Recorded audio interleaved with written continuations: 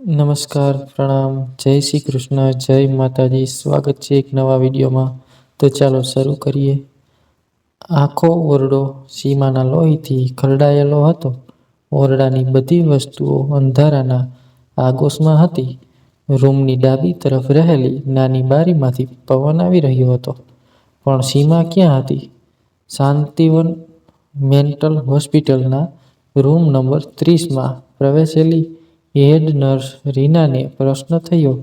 તેને રૂમની લાઇટ ચાલુ કરી અને સીમાને જોતાં જ એક ભયંકર ચીસ પાડી. સીમા રીનાને જોઈ ખૂબ જ ઘોઘરા અવાજે બરાડા પાડવા લાગી. હોસ્પિટલનો તમામ સ્ટાફ સીમાના રૂમમાં ભેગો થઈ ગયો. મને જવા દો, મને જવા દો, સીમા ખૂબ જ ઘોઘરા અવાજે બોલી રહી હતી. ડોક્ટર દેસાઈ તેને રોકવા ગયા તો તે રૂમની ભીંત પર સરકી ગઈ અને ડોક્ટર દેસાઈ પર એક પ્રહાર કર્યો. એટલો પ્રબળ કે ડોક્ટર દેસાઈની આંખો જમીન પર પડી. મમ્મી, બચાવો! રાજ ટીવી પર ફિયર ડાયરીસનું આ દ્રશ્ય જોતાં જ બૂમ પાડી ઉઠ્યો. શું રાજ, તું બધા જ દ્રશ્યોમાં ડરે છે? તું એકલા આ ધારાવાહિક નથી જોઈ શકતો એટલે મને બોલાવે છે? મેં રાજને ઠપકો આપતા કહ્યું. હા તો? આપણે બેસ્ટ ફ્રેન્ડ છે ને? તો તું પોતાના મિત્ર માટે આટલું ન કરી શકે? રાજનું ધ્યાન તો હજી પણ ટીવી પર જ હતું.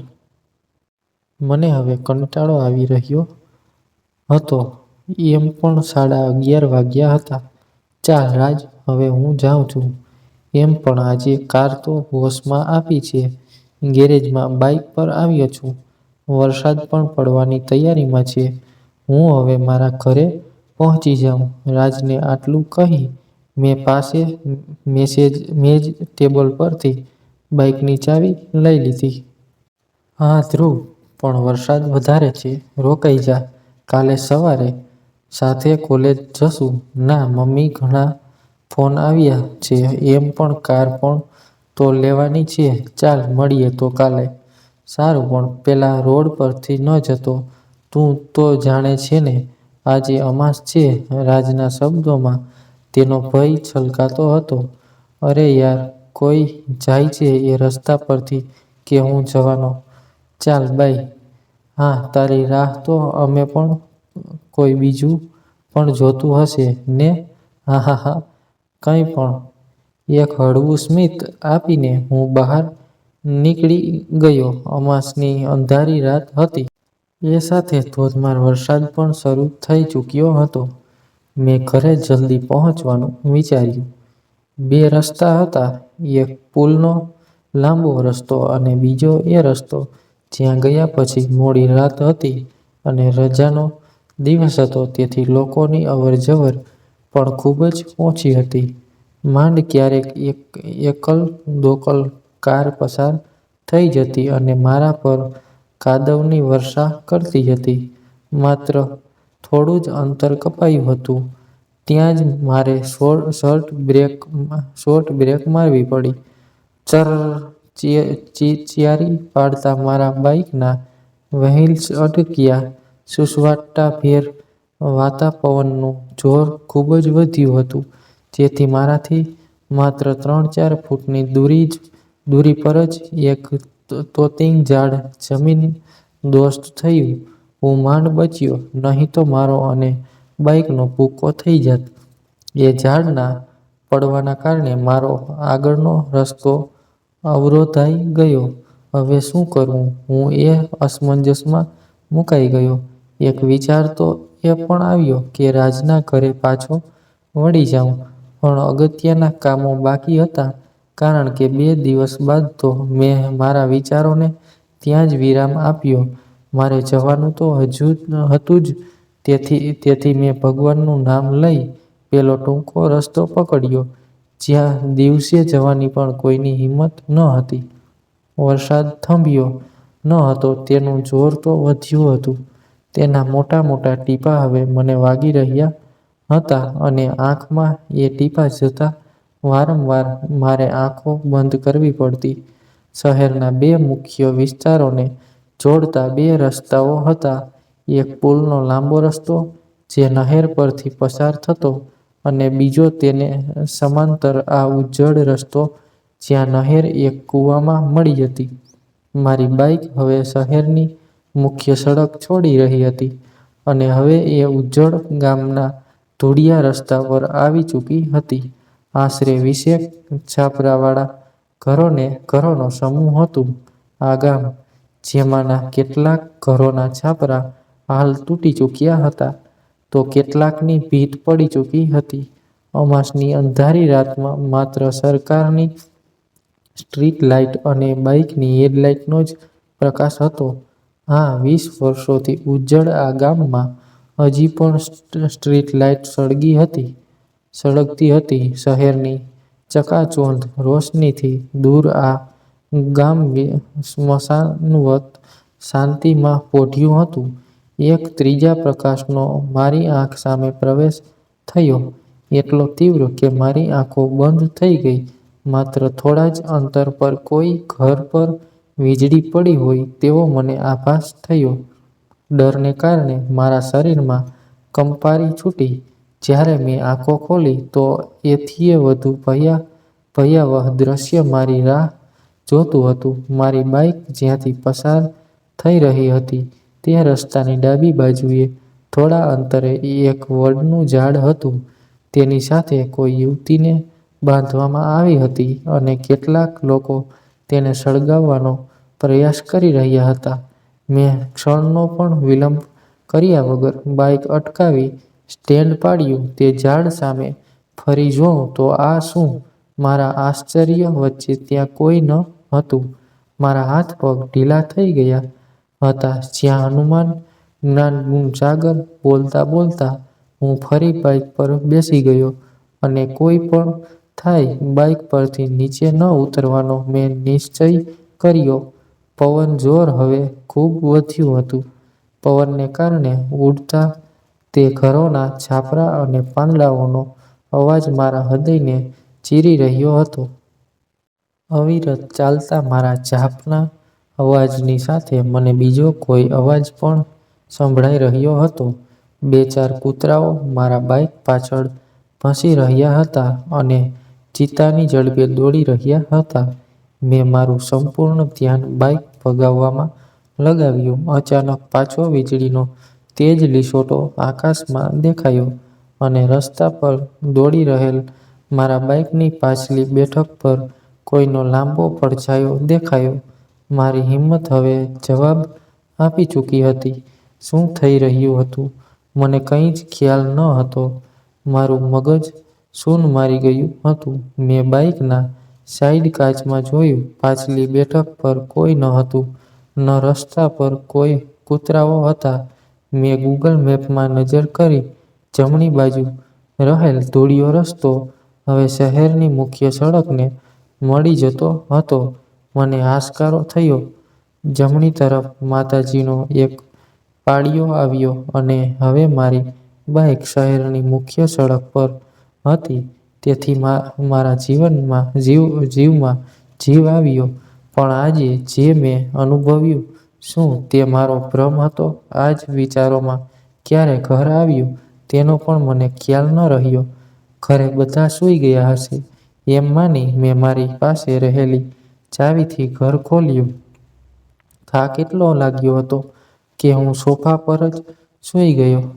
ધ્રુવ, ઉઠ બેટા, મમ્મીના અવાજે મારી આંખો ઉઘાડી. ફટાફટ તૈયાર થઈ હું કોલેજ પહોંચી ગયો. ધ્રુવ, તે તો ફોન પણ ન કર્યો ઘરે પહોંચ્યા પછી.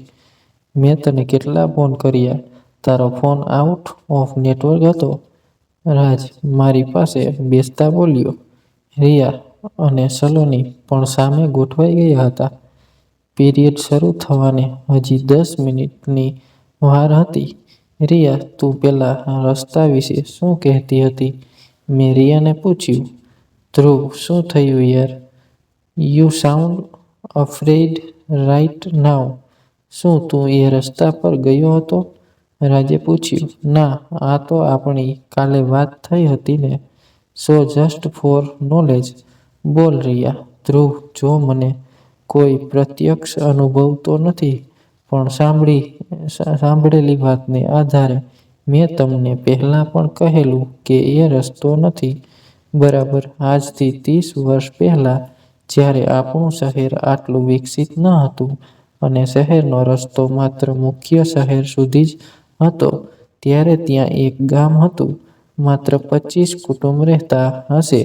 ત્યાં એવું કહેવાતું કે તે ગામમાં એક સ્ત્રીના હાથે એક દુર્લભ સાધનાઓની પ્રસ્તુત લાગી હતી, અને તે ટન કોલેજનો પિરિયડ શરૂ થઈ ગયો, અને અમારી વાત ત્યાં જ અધૂરી રહી ગઈ.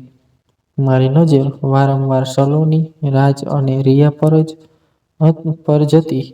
એ લોકો ડરી ગયા હોય તેવું લાગતું હતું. મારી સાથે કંઈ ખોટું થયું છે એવો ભય તેઓની આંખમાં ડોકાઈ રહ્યો હતો. હા, તો હું ક્યાં હતી? હા, એ સ્ત્રી. અરે રિયા, કંઈ નહીં, હું તો એમ જ પૂછતો હતો. ચાલો જવા દો એ વાતને. મારે વાત ત્યાં જ અટકાવી પડી, કારણ કે સલોની ખૂબ જ ડરી ગઈ હતી, અને 2 દિવસ બાદ તેની મિસ જેવીએમ કોલેજ સ્પર્ધા હતી, અને હું તેને એ સ્પર્ધા જીતાડવા માંગતો હતો. ચાલો આપણે કોઈ મોલમાં જઈને શોપિંગ કરી લઈએ, અને શહેરમાં એક નવી હોટેલ ખુલી છે ત્યાં જઈએ. પછી હું તમને બધાને ઘરે મૂકી દઈશ. મારી કાર આવી ગઈ છે. એક પિરિયડ ભર્યા પછી જ અમે કોલેજમાંથી નીકળી ગયા, અને આખો દિવસ ફર્યા બાદ અમે લોકો સૌ પોતપોતાના ઘરે પહોંચી ગયા. બેટા આવી ગયો? તું અને સલોની હવે જલ્દી લગ્ન કરી લો. પપ્પા મમ્મીને મારા મનની વાત ખબર હતી. હા પપ્પા, કોલેજ તો પતવા દો, પણ તારે ક્યાં નોકરી કરવી છે? મારો ખાંડનો એક્સપોર્ટનો બિઝનેસ તો સંભાળવાનો છે. હા પપ્પા મમ્મી, હું આજે નથી જમવાનો. મેં બહાર મિત્રો સાથે ખાઈ લીધું છે. બેટા વાત ન બદલ, તારા પપ્પા બરાબર જ કહે છે. મમ્મી પણ પપ્પાનો જ રાગ આલાપી રહી હતી, પણ સલોનીના ઘરે હજી આ વાતની જાણ કરવાની બાકી હતી. અમે કોલેજ પતે ત્યારબાદ જ લગ્ન કરવા માંગતા હતા. મમ્મી પપ્પાને હા કહી અને થોડી અલપલજ વાતો કરી હું મારા રૂમમાં પહોંચી ગયો. સલોની તેના નવા લીધેલા કપડાં પહેરી તેમાં ફોટો પાડી મને મોબાઈલ પર મોકલી રહી હતી. તેને નક્કી કરવું હતું કે તે દિવસે તે કયા કપડાં પહેરે. આમ જ મારી આંખ લાગી ગઈ અને હું ઊંઘમાં સરી પડ્યો. મારા હાથમાં કોઈનો હાથ હતો. નંદિની, થોડું તો ધીમે ચાલ. મેળો હજી 7 દિવસ સુધી અહીં જ છે. હું મારી બાજુમાં ચાલતી એ સ્ત્રીને કહી રહ્યો હતો, જેને ગુલાબી રંગના સલવાર કમીઝ પહેર્યા હતા, જે તેના ગોરા રંગ પર વધારે ખીલી ઉઠ્યા હતા. તેણે હળવેથી મારી સામે જોયું. અરે આ તો સલોની જ છે. મારા મગજમાં ઝબકારો થયો, પણ હું તેને નંદિની કહી રહ્યો હતો, અને એ મને સૂરજ. લોકોની ભીડ ઘણી હતી, પણ અમે અમારી જ મસ્તીમાં ચાલી રહ્યા હતા. સૂરજ, ચાલ આ ચકડોળમાં બેસીએ. પણ નંદિની, તને તો ડર લાગે છે ને? કંઈ નહીં, તું છે ને સાથે. નંદિની મારો હાથ પકડી બેસી રહી. એ પણ એક વાર નહીં, 2-3 વાર. અમે ચકડોળમાં બેઠા, બટાકા પૂરી ખાધા. હું હજી તો પૈસા ચૂકવું ત્યાં સુધી તો એ બીજી કોઈ દુકાન પર પહોંચી ગઈ અને બંગડીઓ લેવા લાગી. ત્યાં જ અચાનક મેળામાં દીપડો ઘૂસી આવ્યો.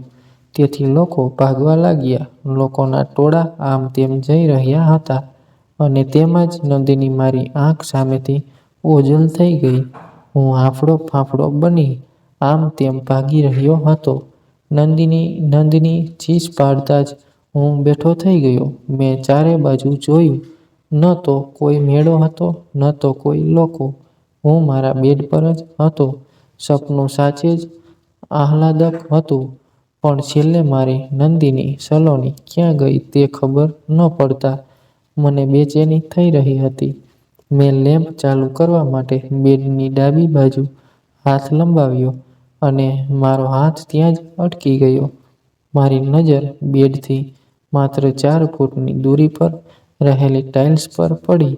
ત્યાં કોઈ ઊભું હોય એવો આભાસ થઈ રહ્યો હતો. કોણ છે? કોણ છે? મેં સવાલ કર્યો અને લેમ્પ ચાલુ કર્યો. ત્યાં કોઈ નહોતું. મોબાઈલમાં જોયું તો 3 વાગ્યા હતા. હું ફરી લેમ્પ બંધ કરી સૂઈ ગયો કારણ કે મારે સવારે વહેલા કોલેજની મીટિંગમાં જવાનું હતું. હજી તો 6 વાગ્યા હશે ત્યાં જ રાજનો ફોન આવ્યો. તેના અવાજમાં ધ્રુજારી હતી. ધ્રુવ, સલોનીના મમ્મીનો ફોન હતો રિયા પર. સલોની ઘરે નથી. મારા ફોન ઉપાડતા જ રાજે સૂચના આપી, તો ક્યાં ગઈ એ? મને પણ એને કંઈ કહ્યું ન હતું અને હું તો મારા ઘરે જ છું, તો એ એકલી ક્યાં ગઈ? મને ફાળ પડી. આમ તો સલોની કશે પણ જાય મને તો મેસેજ કરી જ દેતી. મને અજાણ્યો ડર લાગી રહ્યો હતો. સલોની ગાયબ હતી અહીં પણ અને સપનામાં પણ. રાજ, હું આવું છું. તું મને સેન્ટર પોઈન્ટ પર મળ. હા, ઓકે. હું ઉતાવળે સેન્ટર પોઈન્ટ પહોંચ્યો. રાજ પણ તરત જ આવી ગયો. રિયા પણ આવી હતી. ધ્રુવ, મને લાગે છે આ જતીનનું જ કામ છે. એ બદલો લેવા માટે આવું કરતો હશે. રાજ બોલ્યો, હા, હોઈ શકે. રિયા, તું પણ સાથે આવે છે? મેં રિયાને પૂછ્યું. હા, વળી મને લાગે છે કે આપણે પહેલા જતીનને જ પૂછીએ. ના જતીન અમે કંઈ નહીં કહે. આપણે જાતે જ એની તપાસ કરવી પડશે. હું વિચારું છું કોલેજમાં એક વાર જઈ આવીએ. તમે લોકો પણ કારમાં જ આવો, મેં રિયા અને રાજને કહ્યું. કોલેજનો તો મેઈન રોડ જ બંધ હતો કારણ કે અમારી કોલેજ 8 વાગ્યે શરૂ થતી અને હાજી 6:30 જ થયા હતા. વોચમેને પણ ના પાડી કે ત્યાં સલોની આવી જ ન હતી. ત્યારબાદ 8:30 વાગ્યા સુધીમાં તો અમે સલોનીની બધી ફ્રેન્ડ્સને પણ ફોન કરી ચૂક્યા હતા. સલોનીને પણ ફોન કરવાની ઘણી કોશિશ કરી પણ અમારા બધા પ્રયાસ નિષ્ફળ ગયા. ધ્રુવ, હવે એક જ રસ્તો છે. કોલેજમાં જ જઈને જોઈએ જતીન આવે છે કે નહીં અને આવે તો ચૂપચાપ એનો પીછો કરીએ. હું રવિને પણ કહી દઉં છું. ના, બધે વાત નહીં કર.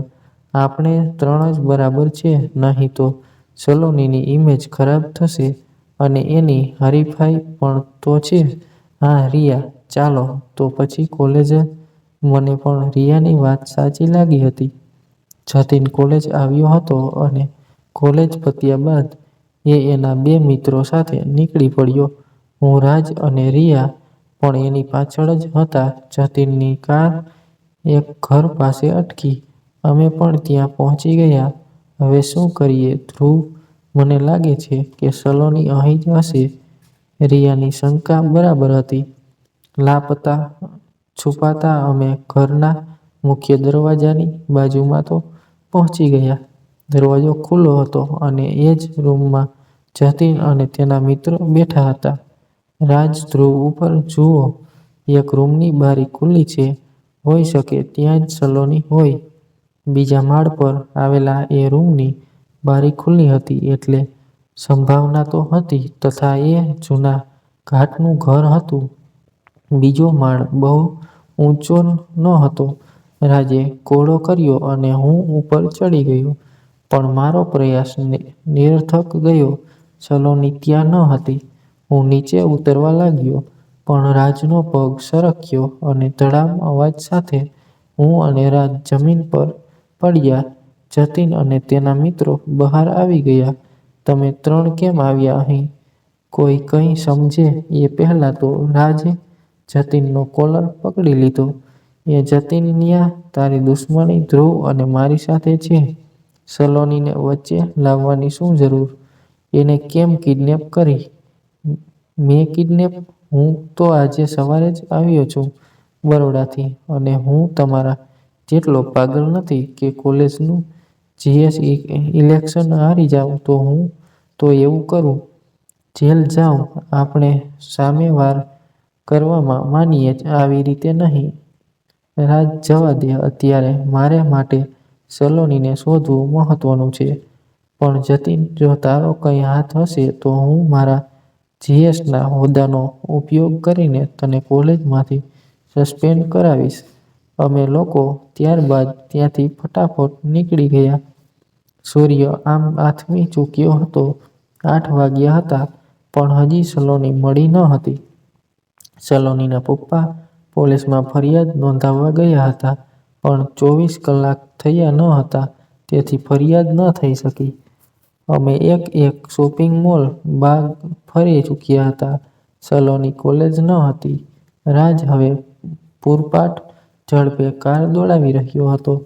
ત્યાં જ અચાનક ચલ રાજે શોર્ટ બ્રેક મારી. મારું ધ્યાન તો ત્યારે મોબાઈલમાં હતું અને રિયા પાછલી સીટ પર બેઠી ભગવાનનું નામ લઈ રહી હતી. અમારી બંનેની નજર રાજ પર પડી. રાજ, શું થયું? મેં રાજને બોલાવ્યો તો એ એકદમ ચમકી ગયો. ધ્રુવ, મને એવું લાગ્યું કે સામે રસ્તા પર કેટલાક લોકો કોઈ સ્ત્રીને ઘસડીને લઈ જઈ રહ્યા હતા, એટલે મેં બ્રેક મારી, પણ અત્યારે તો જો કોઈ નથી રસ્તા પર. રાજ, શાંત થા.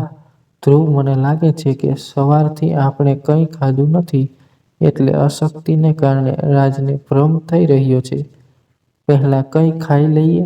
રિયાની વાત તો સાચી હતી. અમારી ચારેયની પાક્કી દોસ્તી હતી, એટલે સવારથી અમે પાગલની જેમ સલોનીને શોધી રહ્યા હતા. તમે લોકો ખાઈ લો.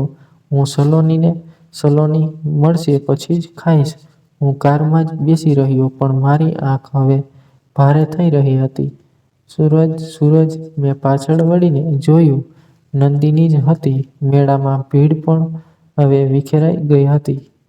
નંદિની, તું ક્યાં હતી? અરે, અહીં જ હતી. એ તો ભીડમાં થોડી અટવાઈ ગઈ હતી.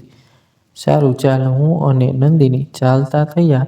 સલોની, હા, હવે આ તો સલોની જ હતી. બ્લુ જીન્સ અને સફેદ શર્ટમાં. ધ્રુવ, હું કોલેજની ટેરેસ પર છું, જલ્દી આવ. સલોની, ફરી મારી આંખ ખુલ. ફરી એકવાર સપનું. સૂરજને તો નંદિની મળી ગઈ, તો શું સલોની પણ મળી જશે? આટલા સંજોગ. રાજ, તું અને રિયા જલ્દી આવો. મને ખબર પડી ગઈ છે કે સલોની ક્યાં છે. ખબર નહીં કેમ, પણ મારું મન હવે એ સપનાઓને સાચું માની રહ્યું હતું. હા, ધ્રુવ, ક્યાં છે સલોની? રાજ અને રિયાએ આવતા વેત જ પ્રશ્ન કર્યો. કોલેજની ટેરેસ પર. તને કોણે કહ્યું? એ બધું પછી સમજાવીશ. રાજ, પહેલા સલોનીને લઈ આવીએ. અને રાજે કોલેજ તરફ કાર હાંકારી. સલોની મળી પણ બેહોશ. સોમેશ્વર મહાદેવ ભગવાનના મંદિરની બહાર એક બાબા બેઠા હતા. મારા મનમાં તેમને જોઈ ગઠમથલ ચાલી. વીતેલા દિવસોમાં મારી સાથે જે થયું તે ખૂબ જ વિચિત્ર હતું. મારી સમજ બહાર હતું. એ બધું કોઈ સતત મારી સાથે હોય એવું અનુભવાઈ રહ્યું હતું. બાબાઓની સિદ્ધિઓ વિશે મેં બહુ સાંભળ્યું હતું, તેથી મારો વિચાર મારી સામે બેઠેલા બાબાને મળવાનો થયો. હું તેમની તરફ જ આગળ વધી રહ્યો હતો, પણ મારા ફોનમાં વાગતી રિંગટોને મારા પગ અટકાવ્યા. બાબાને ધ્યાનમાં ખલેલ ન પહોંચે તેથી હું થોડે દૂર ગયો. હેલો ધ્રુવ, શું કરો છો તમે લોકો? રાજ, સલોની અંદર ગઈ છે મંદિરમાં. હું બહાર ઊભો છું. કેવું છે? સલોનીને હવે સારું છે, પણ થોડી અશક્તિ લાગે છે. કંઈ યાદ આવ્યું એને? ના, બસ એ જ કે સવારે કોઈ યુવતી તેને મળી. તેના રૂમમાં એને કહ્યું કે કોલેજની ટેરેસ પર તને કોઈ બોલાવે છે, એટલે એ ગઈ એની પાછળ. પણ એ યુવતી એના રૂમમાં કેવી રીતે આવી? એનો મોબાઈલ મળ્યો? ના રે, પણ હવે આજે નંબર સ્ટોપ કરાવીને નવો સિમ કાર્ડ લઈ એમાં એ નંબર ચાલુ કરાવવો પડશે. કાલે હરીફાઈ છે, તો એને લગતા કંઈ મહત્વના મેસેજ આવશે તો. હા, બરાબર. ચાલ તો કોલેજ પર મળીએ. હા, ચાલ, બાય. રાજ સાથે વાત તો થઈ ગઈ. હવે બાબાને મળવાનું. હું પાછળ વળ્યો, પણ બાબા હવે ત્યાં ન હતા. સલોની પણ સામેથી આવી રહી હતી. એના આવતા જ અમે કારમાં બેઠા અને મેં કાર કોલેજ તરફ હંકારી. સલોની, હરીફાઈ તો કાલે છે ને, પછી આજે મંદિરે કેમ? મને ડર લાગી રહ્યો હતો. કાલે કોણ મળ્યું? શું થયું? આ સવાલોને લીધે મારું માથું દુખતું હતું. એ યુવતી ખૂબ જ દાઝી ગઈ હોય એવું લાગતું હતું. બહુ ડરામણો હતો એનો ચહેરો. મંદિરે જઈ આવી એટલે હવે સારું લાગે છે. ઓકે. સલોનીને પણ હવે અજ્ઞાત ભય લાગી રહ્યો હતો. પણ મારા માટે વાતાવરણને હળવું રાખવું અગત્યનું હતું. તેથી મેં એને મને આવેલા એ સપનાની વાત કરી જેમાં હું અને સલોની ખુશીથી મેળામાં ફરી રહ્યા હતા. હા. જો સપનું સાચું હોય તો મારે હવે તને માત્ર 5 જન્મો જેલવાની. તને હું નથી ગમતી એટલે. અરે બાબા, ખાલી મજાક કરું છું. હા, ઓકે. કોલેજમાં રિયા પાર્કિંગમાં જ અમારી રાહ જોતી ઊભી હતી. દિવસ તો મજાનો પસાર થયો. કોલેજથી છૂટ્યા પછી રિયા અને સલોની બ્યુટી પાર્લર ગયા અને હું ઘરે પહોંચ્યો. પણ એ વિચાર તો મગજમાં હતો જ કે મેં આવતા સપનાઓ હવે વાસ્તવિક બની રહ્યા હતા. કાલે કોલેજ અને અમે ચારેય જલ્દી જવાના હતા. તેથી મારે આજે જલ્દી જ સૂવું હતું. તેથી હું 9 વાગ્યામાં જ સૂવા માટે બેડ પર પડ્યો. ધીમો ધીમો પવન વાઈ રહ્યો હતો. સમી સાંજનો રતાશ પડતો સૂરજ આથમી રહ્યો હતો. મારી સાડીની દુકાન બંધ કરી હું ગામના પાદર તરફ જઈ રહ્યો હતો. થોડું ચાલ્યા બાદ મને નંદિની દેખાઈ.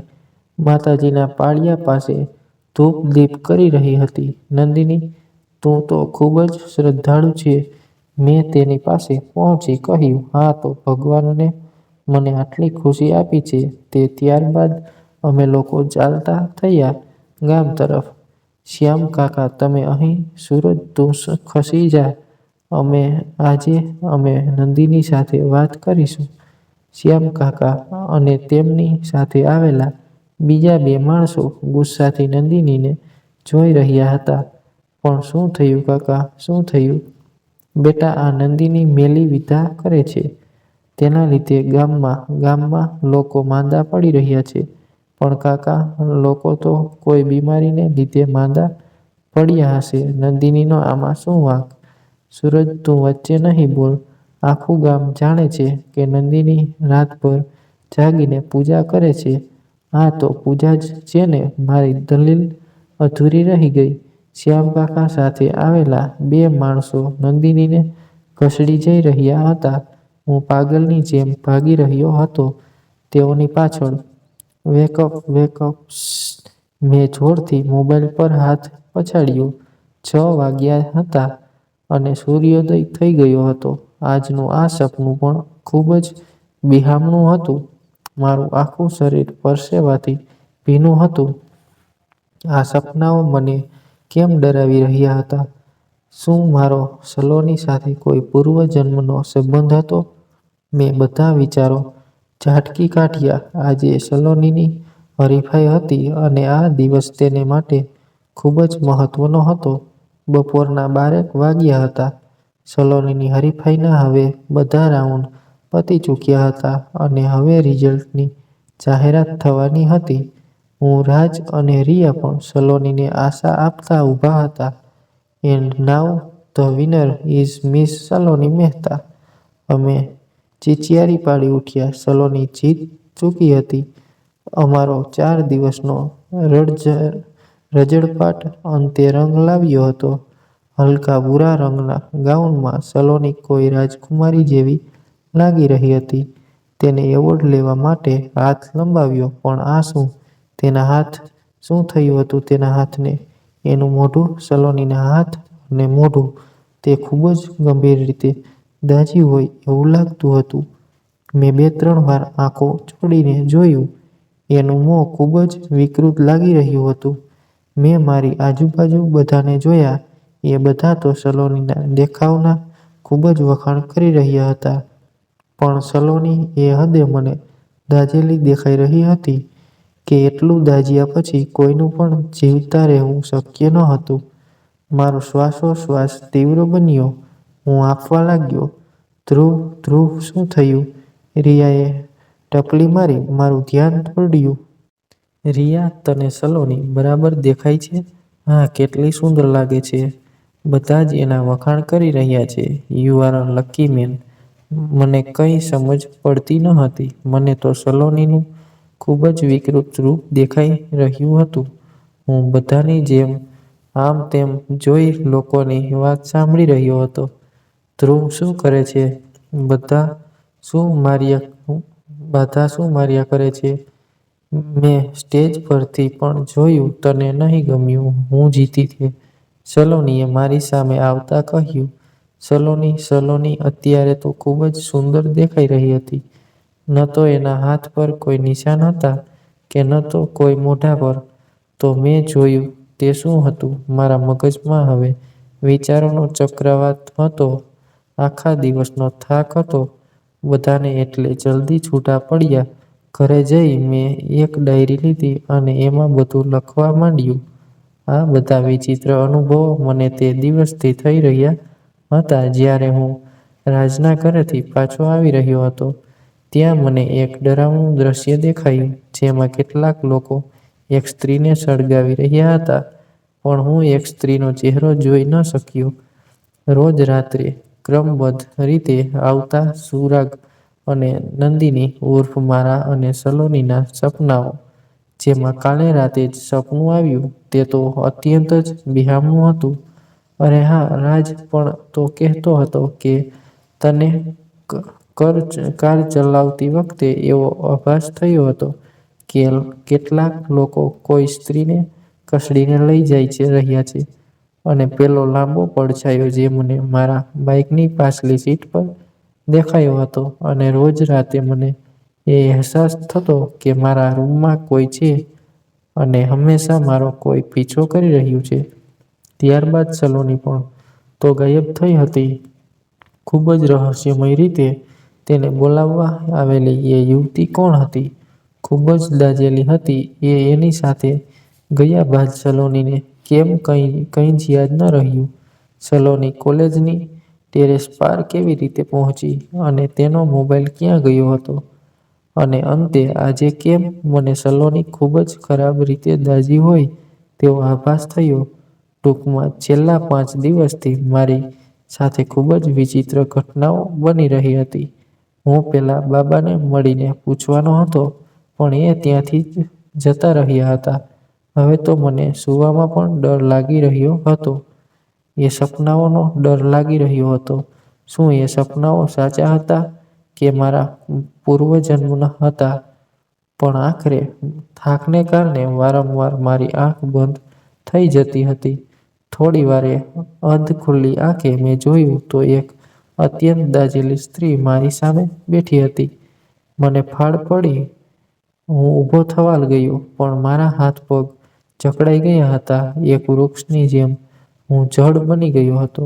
હું કંઈ બોલવા માંગતો હતો, પણ મારા હોઠ પણ ઉપાડી રહ્યા ન હતા. એ સ્ત્રી મને સૂઈ જવાનો ઈશારો કરી રહી હતી. ત્યારબાદ આંખ સાથે ભારે સંઘર્ષ કરવા છતાં મારી આંખ બીડાઈ ગઈ. ખૂબ જ વરસાદ પડી રહ્યો હતો. નંદિનીને ગામ લોકો તેના ઘરની બહાર ખેંચી રહ્યા હતા. હું ચીલ ઝડપે ત્યાં પહોંચી ગયો. સૂરજ, ખસ વચ્ચેથી આજે આ ડાકણને અમે નહીં જવા દઈએ, ગામના સરપંચે મને કહ્યું. પણ નંદિનીએ શું કર્યું છે? નંદિનીએ શું કર્યું છે? નંદિનીને લીધે ગામમાં બીમારી ફેલાઈ ત્યારે જ અમે એને ગામમાંથી બહાર કાઢવાના હતા, પણ તારા જમીનદાર પિતાજીના કહેવાથી અમે એને ગામમાં રહેવા દીધી. જો અત્યારે નંદિનીના ઘરે જઈ મીના માસીના દીકરાની લાશ છે તેના ઘરે. સૂરજ, મેં કંઈ નથી કર્યું. હું તો સૂતી હતી. આ લોકો આવ્યા અને મને રાતે બહાર ખેંચી લાવ્યા. નંદિની આટલું બોલી હશે ત્યાં તો મીના માસીએ તેના ગાલો પર તમાચાઓનો વરસાદ વરસાવ્યો. જો એને કંઈ નથી કર્યું તો એના ઘરે પૂજાનો સામાન અને એની જ બાજુમાં મીના માસીના છોકરાની માથું કપાયેલી લાશ કેમ હતી? પણ બસ, હવે કંઈ નહીં. સૂરજ, મેં ભૂલ કરી. એ તો સારું થયું. આ બાબાનું જેમને નંદિનીનું સાચું રૂપ વર્ણવ્યું. મારા પિતાજીએ મને દૂર હડસેલી દીધો અને ગામલોકો લીલાને ખેંચીને એ વડ સાથે લઈ ગયા. નંદિનીને વડ સાથે બાંધી દેવામાં આવી. સૂરજ સૂરજ નંદિની અવિતરપણે ચીસો પાડી રહી હતી. મને 4-5 લોકોએ પકડી લીધો. નંદિની પણ કેરોસીન નખાયું. નંદિની નંદિની એક જ ઝાટકે હું ઉડી ગયો. ઉઠી ગયો. મારા આખું શરીર ધ્રુજી રહ્યું ક્રોધથી અને પરસેવો વળી ગયો હતો. લગભગ મારા બેડ પાસે પડેલી બધી વસ્તુ મેં ફેંકી દીધી. મારા આંખો ભીની હતી અને દિલ ખૂબ જ ભારે થઈ ગયું હતું. હતું તો આ સપનું પણ ખૂબ જ બિહામણું. એવું મન થતું હતું કે હું ત્યાં ઉપસ્થિત બધા લોકોને મારીને ભગાડી દેતે અને સલોનીને કાશ બચાવી શકત. એવું લાગી રહ્યું હતું કે સાચે સલોની મારાથી દૂર થઈ ગઈ હતી. શું મારી અને સલોની સાથે પૂર્વજન્મમાં એવું બન્યું હતું? અને એ બાબા મેં ક્યાંય તો એ બાબાને જોયા હતા. લગભગ આખી રાત હું આ જ વિચારતો હતો. ક્યાં જોયા હતા બાબાને? અંતે મને યાદ આવ્યું કે આ એ જ બાબા હતા જેમને તે દિવસે સોમેશ્વર મહાદેવ મંદિરની બહાર હતા. શું નંદિની એટલે કે સલોની પર લગાવેલો તેમનો આરોપ સાચો હતો? જે પણ હોય, મારા મગજમાં હવે એ બાબા માટે ધૂણા તો ઉત્પન્ન થઈ જ હતી. સાથે જ મારે મારો પૂર્વજન્મ જાણવો હતો.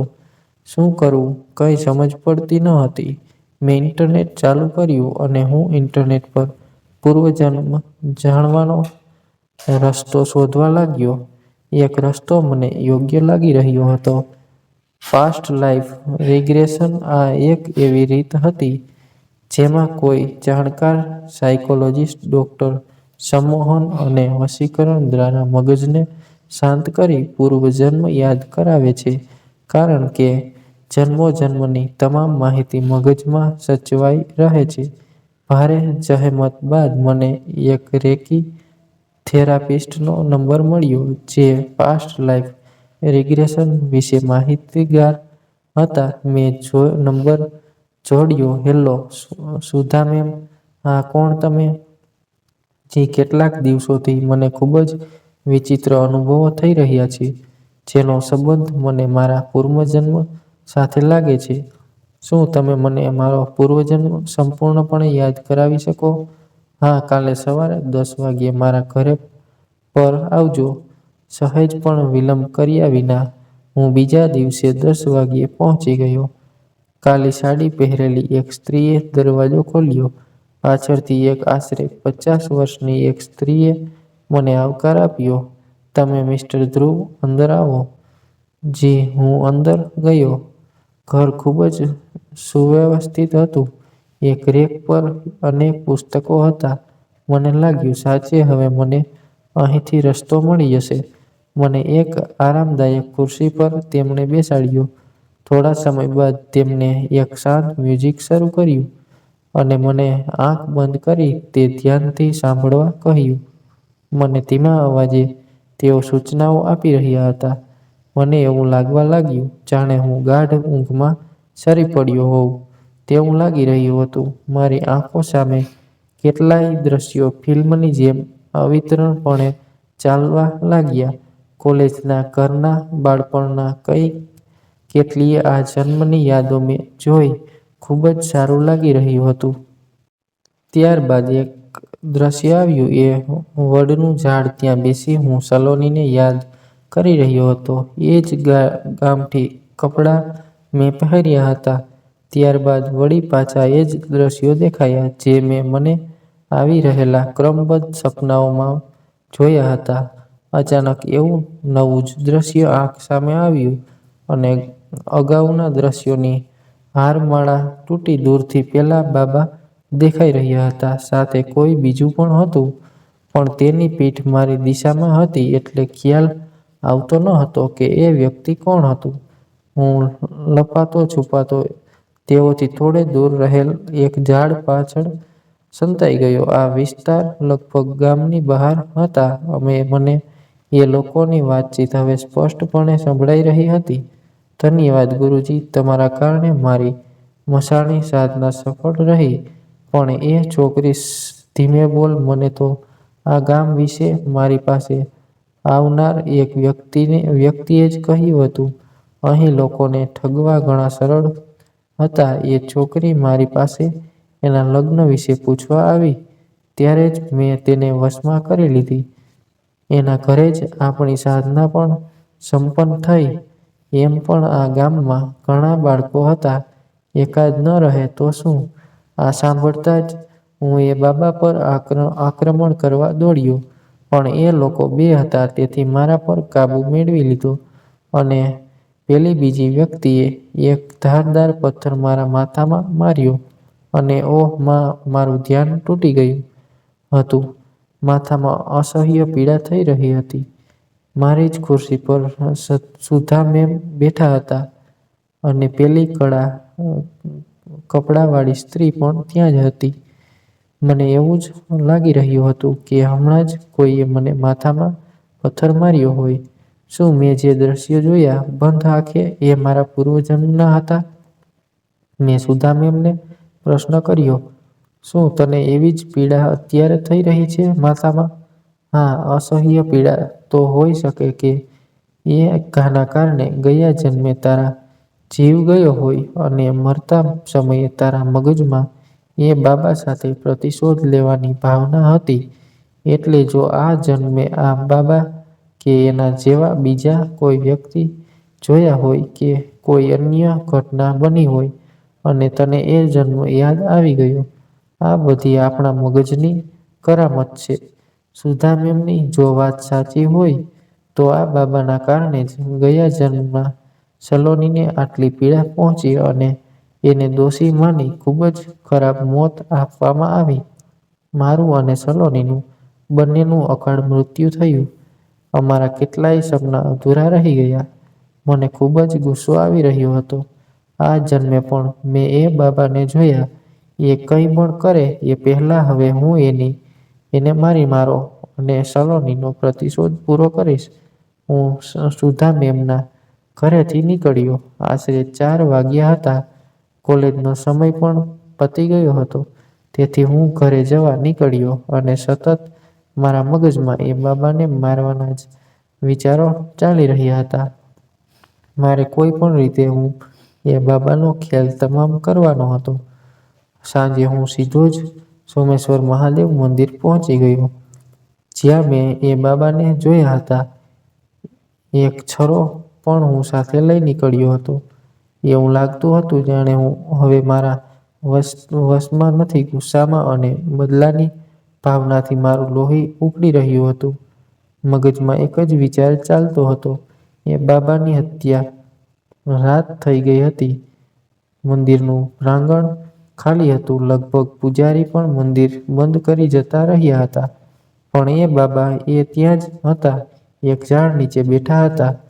હું છરો લઈ એમને મારવા દોડ્યો, પણ મારો હાથ હવામાં જ અટકી ગયો. પાછળથી કોઈ મજબૂત હાથે મારો હાથ પકડી લીધો હોય એવું લાગ્યું, પણ આ તરફ મારો હાથ જાણે મારા જ કાબૂમાં ન હતો. હાથમાં જાણે 100 હાથીનું બળ આવી ગયું હતું. મારા કાનમાં કોઈ મંત્રનો ગણગણાટ સંભળાયો. ધીરે ધીરે મારા હાથનો ભાર હળવો થયો અને પાછળથી જેને મારો હાથ પકડ્યો હતો તેને પણ પોતાની પકડ ઢીલી કરી. પણ સાથે જ મને એક કાન ચીરી નાખે એવી કારમી ચીસ સંભળાઈ.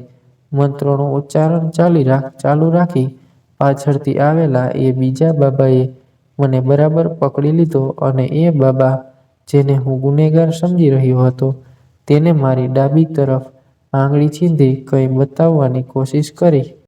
તેમની આંગળી ચીંધેલી દિશામાં જોયું તો મંદિરથી થોડે દૂર કોઈ સ્ત્રી જમીન પર ઘૂંટણિયે પડી હતી. તેનું આખું શરીર દાઝેલું હતું, વાળ વિખેરાયેલા હતા, ડોળા પણ ઘણા બહાર આવી ગયા હતા. ખૂબ જ ડરામણી લાગતી હતી. એક કાન પર હાથ મૂકી તે મંત્ર ઉચ્ચારણ બંધ કરવા ચીસો પાડી રહી હતી. બેટા, તું મારા પર કેમ હુમલો કરી રહ્યો હતો? નંદિની તારા લીધે મરીને ઢોંગી. મારા મગજમાં હજી પણ ગુસ્સો હતો. હજી તો હું કંઈ પણ સમજું એ પહેલાં સામેથી રસ્તા પર પડી રહેલ એક બાઈક અમારી તરફ ફેંકાઈ. અમે થોડા પાછળ હટી ગયા, તેથી બચી ગયા. પેલા મંત્ર જાપ કરી રહેલા બાબાએ પોતાની પોટલીમાંથી રાખ કાઢી તે સ્ત્રી પર ફેંકી અને તે પડતા જ તે સ્ત્રી ગાયબ થઈ ગઈ. નંદિની સલોની. હું એને સલોની જ સમજી રહ્યો હતો, પણ સલોની ગાયબ કેવી રીતે થઈ શકે? મારા ચહેરા પરના પ્રશ્નાર્થ ભાવ જાણી એ બાબાએ વાત શરૂ કરી. આ એ જ શ્રાપિત આત્મા. શ્રાપિત આત્મા આ તો નંદિની છે, જેનું ગયા જન્મમાં તમારા પ્રપંચને કારણે મૃત્યુ થયું હતું. આ જન્મે પણ અમે સાથે જ છીએ અને હું એનો બદલો જરૂર લઈશ. બેટા, આ કોઈ નંદિની નથી, આ રમા છે. ગામમાં એ જ મેલી વિધા કરતી હતી.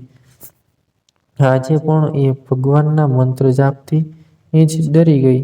ત્યારબાદ એ બાબાએ મને બધી વાત કરી કે કેવી રીતે 30 વર્ષ પહેલાં તમને એ સ્ત્રીથી ગામલોકોને બચાવ્યા હતા. પછી તેઓ સાધના કરવા માટે કાશી જતા રહ્યા અને જ્યારે પાછા ફર્યા ત્યારે આ ગામ ઉજ્જડ થઈ ચૂક્યું હતું.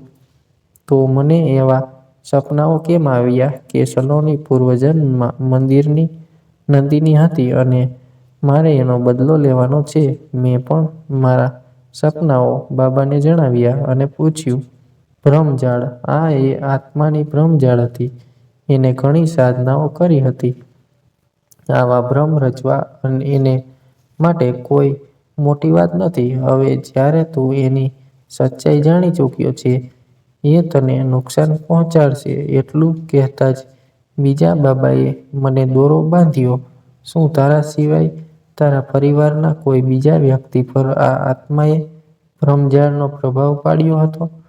મારા મગજમાં ત્યારે જ ઝબકારો થયો કે સલોનીને પણ આ તો તે દેખાઈ હતી.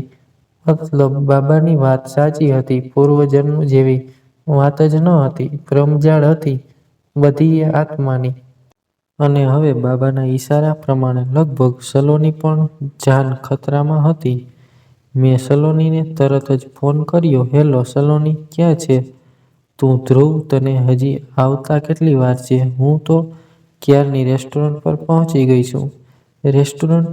હા, કેમ? તે જ તો કહ્યું હતું કે જો હું એ હરીફાઈ જીતી જઈશ તો તું મને ટ્રીપ આપશે. અરે હા, આ બધી વાતોમાં હું એ વાત તો ભૂલી જ ગયો હતો. બેટા, એને કહે રેસ્ટોરન્ટની અંદર જતી રહે, નહીં તો એ આત્મા એના સુધી પહોંચી જશે. સલોની, તું રેસ્ટોરન્ટમાં જા, હું આવું છું. એક મિનિટ ધ્રુવ, હોલ્ડ કર, કોઈ મને બોલાવે છે. બેટા, મને જરા રસ્તો પાર કરાવી સામેની બાજુ મૂકી દે. મને ફોન પર આ અવાજ સંભળાઈ રહ્યો હતો. સલોની, તું અંદર જ પહેલા. હેલો સલોની. ફોન કટ થઈ ગયો હતો. બેટા, એનો મતલબ એ ત્યાં પહોંચી ગઈ છે. પણ બાબા, હવે સલોનીનું શું? હું શું કરું? એ સલોની તો કંઈ નહીં કરે ને? ના, એની દુશ્મની તમારા લોકો સાથે નથી. એ મને મારવા માંગે છે. પણ એ સલોનીને ક્યાં લઈ જશે? જ્યાં સુધી મને ખ્યાલ છે એ જ ગામમાં લઈ જશે, કારણ કે એની શક્તિ ત્યાં વધુ છે અને આમ કરીને આપણને ત્યાં ખેંચી લઈ જશે. તો એને હંમેશા માટે નહીં મારી શકાય. મારી શકાય. માત્ર એક જ ઉપાય છે. હું એને ગામમાંથી બહાર કાઢી નાખવાનું કહેતો હતો, પણ ગામ લોકોએ એક વડ સાથે તેને બાંધીને સળગાવી દીધી. એટલે એનો વાસ એ વડમાં થઈ ગયો. હવે જો એ વડને સળગાવી દઈએ તો એ આત્માની મુક્તિ થઈ જશે, પણ એની શક્તિ એ ગામમાં ઘણી વધારે હશે. તેથી મારે પહેલાં એક બીજી સાત્વિક શક્તિનું આવાહન કરવું પડશે. હું થોડી વારમાં ત્યાં આવી જઈશ, પણ અત્યારે તું સલોની પાસે પહોંચવાની કોશિશ કર. પણ આ કામ એટલું સરળ નથી. એ અનેક ભ્રમજાળ રચશે, માટે તું તારા કોઈ ખાસ મિત્રોને સાથે લઈ જા. મેં રાજને ફોન કર્યો અને બધી વાત જણાવી તો રાજ મારા છૂપવા પહેલાં જ મારી સાથે આવવા તૈયાર થઈ ગયો. રાજ અને રિયા 15 મિનિટમાં જ આવી ગયા. બંને બાબાએ પણ સાધના કરવા લાગ્યા. તેમણે મને એક રાખની પોટલી અને એક દિવ્ય શંખ આપ્યો અને અમે ફરી એ ગામમાં જવા તૈયાર થઈ ગયા. હું, રાજ અને રિયા ફરી એ ગામમાં જવા તૈયાર હતા. રાજ કાર ચલાવી રહ્યો હતો. હું બાબાએ આપેલી વસ્તુઓ સાચવતો બેઠો હતો અને રિયા ભગવાનનું નામ લઈ રહી હતી. રિયા, તારે આવવાની કંઈ જરૂર નથી. કંઈ અજુગતું થશે તો તું પાછી જતી રહે અને વિશ્વાસ રાખ, હું સલોનીને લઈને જ પાછો આવીશ. કેવી વાત કરે છે તું ધ્રુવ? તું અને સલોની એકબીજાને પ્રેમ કરો છો, બરાબર, પણ હું અને સલોની નાનપણથી સાથે છીએ. અમારા પરિવારના લોકો પણ સારા મિત્રો છે. સલોની મુસીબતમાં હોય અને હું ના આવું એવું કદી નહીં બને. સાચે સલોની ખૂબ જ નસીબદાર છે. એની પાસે 2 પાક્કા મિત્રો અને એક હેન્ડસમ બોયફ્રેન્ડ છે. તું ચિંતા નહીં કર, આપણે સાથે રહીશું. તો એ આત્માનું કોઈ ગજુ નથી કે આપણને હરાવે. તું ખાલી બાબાની વાત બરાબર યાદ રાખ. હા, મેં બધું સાચવી રાખ્યું છે. આપણે માત્ર આંખ અને કાન ખુલ્લા રાખવાના છે, કારણ કે ભ્રમ રચવા એ આત્માની સૌથી મોટી તાકાત છે. રાજે મોબાઈલમાં GPS ચાલુ કરી દીધું હતું, જેના પર આગળના રસ્તાઓ નકશામાં સાફ દેખાઈ રહ્યા હતા અને એને આધારે જ હવે માત્ર 5 મિનિટનો રસ્તો રહ્યો હતો. અમારા ત્રણેયના શ્વાસ ઝડપી બની ગયા હતા અને એથી પણ વધુ અમારી કારની ઝડપ હતી. ખબર નહીં એ આત્માએ સલોની સાથે શું કર્યું હશે. બસ એક ભગવાન અને બાબા પર ભરોસો રાખીને અમે જઈ રહ્યા હતા. GPS પ્રમાણે તો સામે જ ગામનો ધૂળિયો રસ્તો ચાલુ થાય છે, પણ અહીં તો શોપિંગ મોલ છે અને લોકોની અવરજવર પણ ખૂબ જ છે. આપણે ઊંધા રસ્તે તો નથી ને ધ્રુવ? રાજની વાત બરાબર હતી.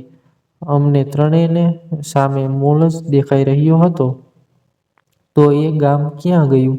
ચાલો બધા કારમાંથી ઉતરો. આ લગભગ એ આત્માનો જ ભ્રમ છે, અને જો એને જ આ ભ્રમ હોય તો એને આપણા અહીં આવવાની ખબર પડી ગઈ છે. હવે બિલકુલ સમય નથી. એ સલોનીને કંઈ કરે નહીં તો સારું. ધ્રુવ, ચિંતા નહીં કર. એ બાબાને કહેવા પ્રમાણે આપણે અહીં બોલાવવા જ તો માંગતી હતી, પણ એ પણ હવે નક્કી છે કે એ સલોનીને અહીં જ લાવી છે. તું ભગવાન પર ભરોસો રાખ અને આ જો એનો ભ્રમ જ હોય તો બાબાએ આપેલી રાખ ફેંકી દો. એ જ આપણને સાચો રસ્તો બતાવશે. રિયાના કહેવા પ્રમાણે મેં બાબાએ આપેલી પોટલીમાંથી રાખ ઉડાડી અને અમારા દેખતા જ સામેનું દ્રશ્ય બદલાયું. ત્યાં કોઈ મોલ ન હતો કે ન તો કોઈ લોકોની અવરજવર હતી. આ સાચે જ માત્ર એ આત્માએ રચેલો ભ્રમ હતો. હવે તૂટેલા ઘરો અને સ્ટ્રીટ લાઇટથી પ્રકાશિત તે ગામ દેખાઈ રહ્યું હતું. રાતના 12 વાગ્યા હશે. ગામના અને શહેરના બંને રસ્તા શાંત પડ્યા હતા. અમે ગામના કાચા રસ્તા પર કાર આંકારી. હજી તો માંડ એકાદ ઘર વટાવ્યું હશે. થાય જ અમને કારમાં પાછળ કાચ પર કોઈ વસ્તુ અથડાઈ હોય એવો અનુભવ થયો. રાજે બ્રેક મારીને કાર ઊભી રાખી. હું નીચે ઉતરીને જોઉં શું થયું તે રિયાએ પૂછ્યું. ના, નથી કામ. આપણે કાર હવે સીધી વડ પાસે જ ઊભી રાખીશું, મેં જવાબ આપ્યો. ઓહ માં. રિયા કારની પાછલી સીટ પર બેઠી હતી અને અચાનક જ તેને ચીસ પાડી. તેની સીટ પાસેની કાચની બારી પર એક નાના છોકરાનો હાથ દેખાયો. થોડી ક્ષણો બાદ આશરે 4-5 વર્ષનો એક છોકરો કારમાં ડોકાઈ કાર ડોક્યા કરવા લાગ્યો. રિયા બારીનો કાચ નીચે નહીં કરતી. મેં રિયાને કાચ નીચે કરતા અટકાવી તો તે છોકરો રડવા લાગ્યો. રિયાએ જોઈ ન શકી અને એને કાચ નીચે કરી દીધો. જેવો એને કાચ નીચે કર્યો કે તરત જ તે છોકરાએ રિયાનું ગળું પકડી લીધું અને એનો દેખાવ ખૂબ વિકૃત થઈ ગયો. લોહી નીકળતા દાંત અને લાલઘુમ આંખો, તેના નાક પણ એટલા તીક્ષ્ણ હતા કે રિયાને ગળા પરથી લોહી નીકળવા લાગ્યું.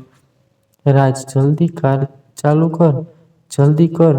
હું બરાડા પાડી રહ્યો હતો, પણ આ શું? અમારી કાર અટકી પડી હતી, ચાલુ થતી જ ન હતી.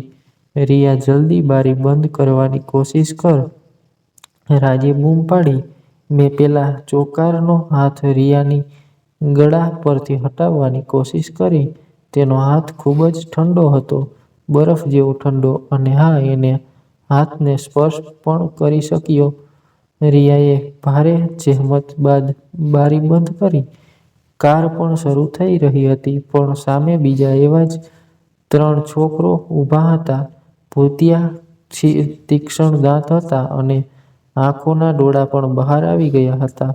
રાજે એ લોકોની સહેજ બાજુમાંથી સાચવીને કાર ભગાવી અને અમે થોડો રાહતનો શ્વાસ લીધો. ધ્રુવ, તને તો માત્ર એક જ આત્માનો ભેટો થયો હતો ને? હા, એ એક જ આત્મા હતી, પણ બાબા સાચા હતા. એમને મને એ વાત કહી ત્યારે મને તો વિશ્વાસ જ ન થયો, પણ જ્યારે આ 5-6 વર્ષના ભૂતિયા બાળકો જોયા, ત્યારે સલોની બહુ મોટા ખતરામાં છે અને આપણે પણ એક ચક્રવ્યૂહમાં જ છીએ. એક મિનિટ, પણ આ છોકરાઓ પણ તો પેલી આત્માનો જ ભ્રમ હોઈ શકે ને?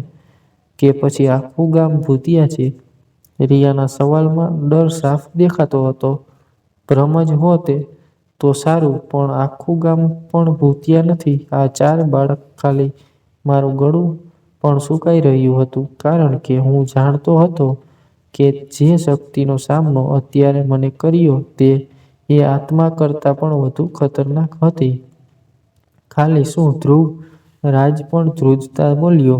મેં પહેલા પાણી પીધું જેથી હું કંઈ બોલી શકું, કારણ કે ડરને કારણે અત્યારે મારી હાલત ખૂબ જ ખરાબ થઈ ગઈ હતી. હવે તો બોલ, કોણ છે આ બાળકો? રિયાના અવાજમાં અધીરાઈ સાફ છલકાતી હતી. આ એ બાળકોની આત્મા છે જેને તંત્ર જગતમાં કચ્ચા કલુઆ કે મસાણ કહે છે.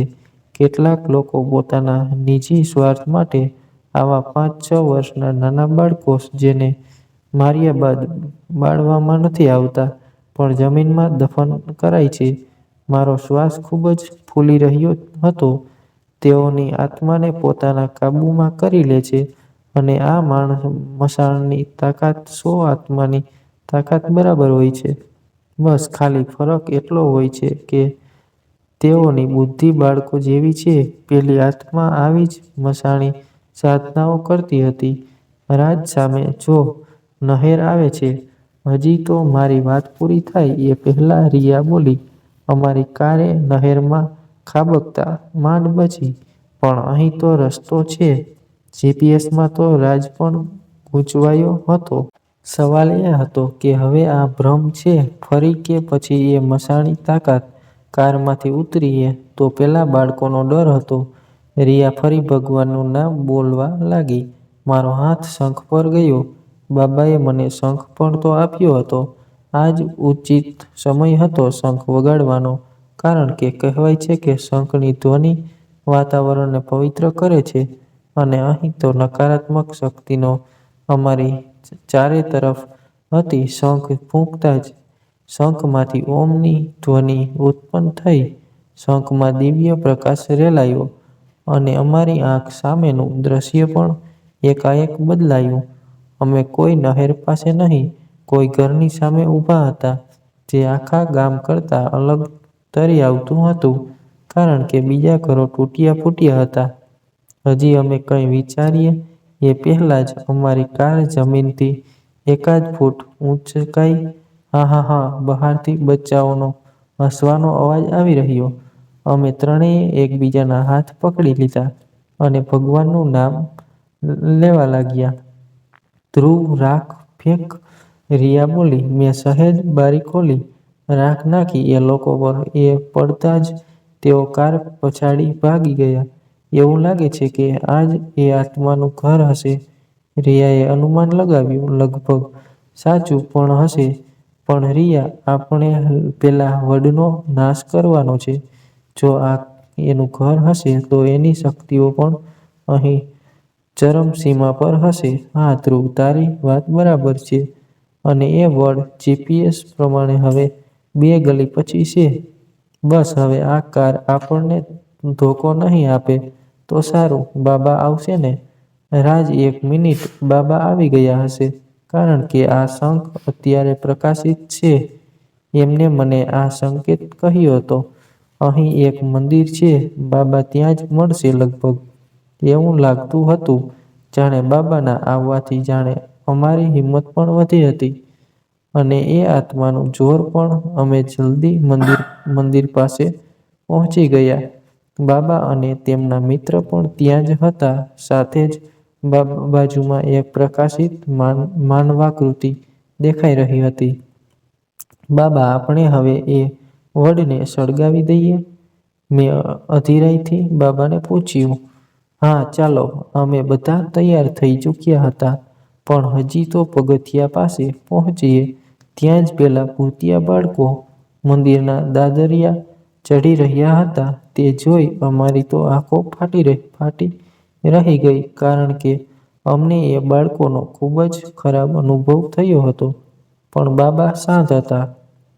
બાબા, જ્યાં સુધી મને ખબર છે આવી દુષ્ટ આત્માઓ મંદિરમાં ન આવી શકે ને, તો આ બાળકો અંદર કેવી રીતે આવી રહ્યા છે?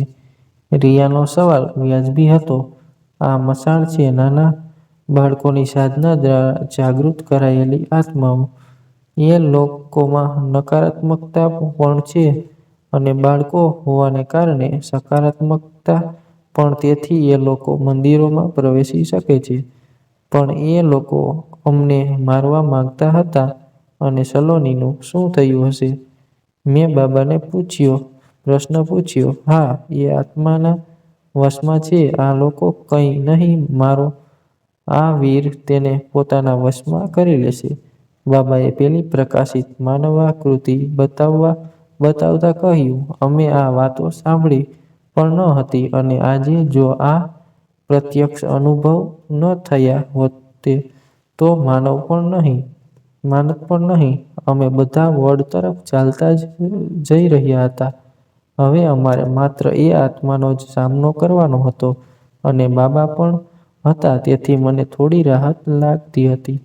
પણ સલોનીને લઈને હજી પણ મારું મન વ્યગ્ત જ હતું.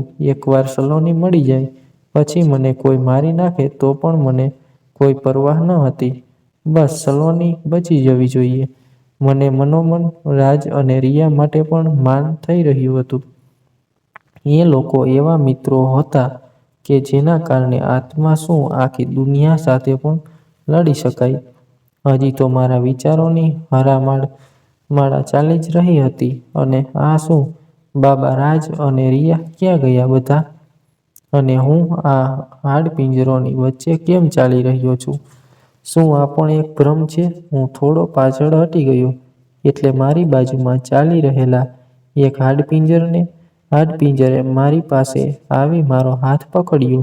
હું હવે વિરુદ્ધ દિશામાં ભાગવા લાગ્યો. હું ભાગતો જ હતો અને મારી પાછળ 2 હાડપિંજરો પણ ભાગી રહ્યા હતા. હું એક પથ્થર સાથે અથડાયો અને રસ્તા પર પડ્યો. એ જ રસ્તાની જમણી તરફ એક ઝાડ નીચે સલોની દેખાઈ રહી હતી. પેલા 2 હાડપિંજરો અહીં ન હતા. હવે ભ્રમ શું હતો? એ હાડપિંજરો કે સલોની? પણ આટલી મુસીબતો બાદ સલોની મારી સામે હતી. હું તેની પાસે ગયો. હજી તો હું એને પકડવા જાઉં, કોઈએ એને હાથેથી દૂર ખેંચી હોય એવું લાગ્યું. મેં ઉપર જોયું. એ આત્મા હતી. તેને સલોનીને પોતાના બાનમાં લઈ લીધી હતી. સલોની માત્ર કઠપૂતળી જેવી બની ગઈ હતી. તદ્દન મૂક, કાન ફાડી નાખે તેવું અટ્ટહાસ્ય કરતી એ આત્મા મારી તરફ આગળ વધી. ચીસ પાડી મને એ ઝાડને ન સળગાવવા ધમકી આપવા લાગી. આજુબાજુ પડેલા નાના મોટા પથ્થરો મારા પર ફેંકવા લાગી. ઘણા પથ્થરો મને વાગી રહ્યા હતા. મેં ફરી રાખ કાઢી અને એના પર ફેંકવા જાઉં ત્યાં તો તેને સલોનીને આગળ કરી દીધી.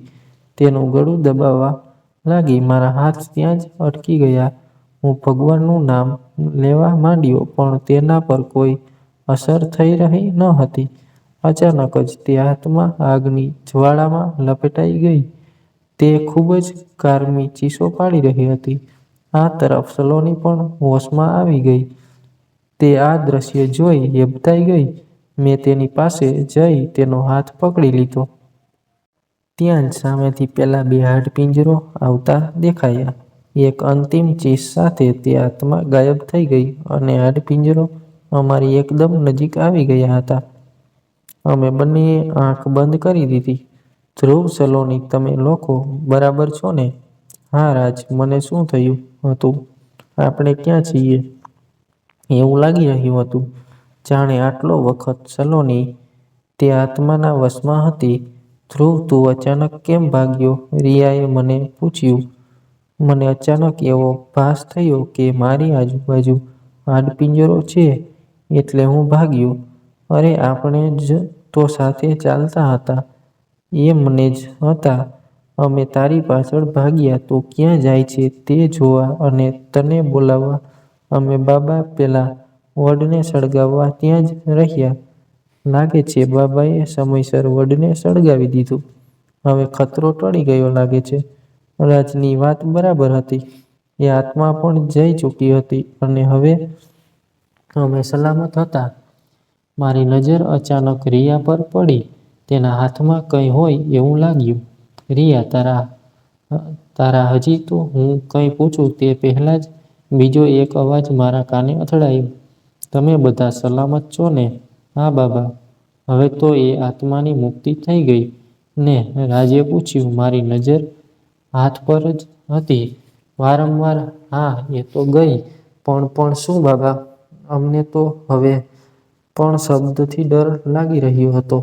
જ્યાં સુધી મને ખ્યાલ હતો એની પાસે એ દુર્લભ પુસ્તક હતી જેમાં યજ્ઞ, કિન્નર, ભૂત, પિશાચ અને મસાણ સિદ્ધિની વિધિ હતી. ત્યારે તો એ પુસ્તક કશે મળતી નથી. પણ જો કોઈ દિવસ તે કોઈના હાથમાં આવશે અને તે એનો ખોટો ઉપયોગ કરશે તો આ બધી ઘટનાઓનું જ પુનરાવર્તન થશે. તો આપણે એને શોધી એનો નાશ કરી દઈએ. ધ્રુવ, તું રિયા અને સલોનીને લઈને પહોંચતો થા. અમે આ અંતિમ કામ પતાવીને આવીએ. રાજમાં હવે ઘણી હિંમત હતી. ના, એની જરૂર નથી કારણ કે એ પુસ્તક રક્ષાસૂત્રથી બંધાયેલ છે.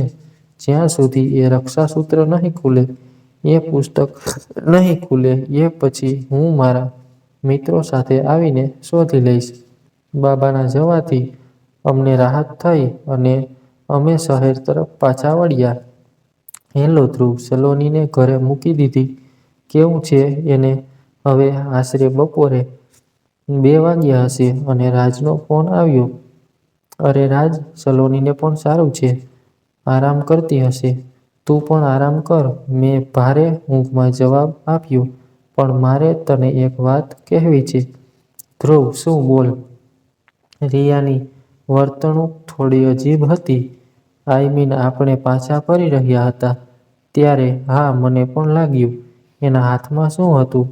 મારું એકવાર ધ્યાન ગયું પણ સલોનીને સાંભળવામાં ખ્યાલ ન રહ્યો.